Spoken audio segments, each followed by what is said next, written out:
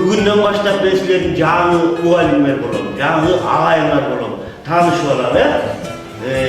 Таанышып, баарыбыз билишимдей мен силерге сабак берем.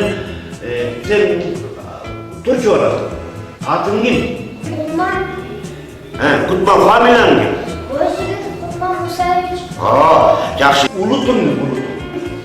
Мен кыргызмын, атам казак, апам кыргыз. Мен Кыргызстанда төрөлгөм, ошон үчүн кыргызмын. Жакшы, молодец. Сен кызым турчу эле. Senin atın kим? Улутуң ким?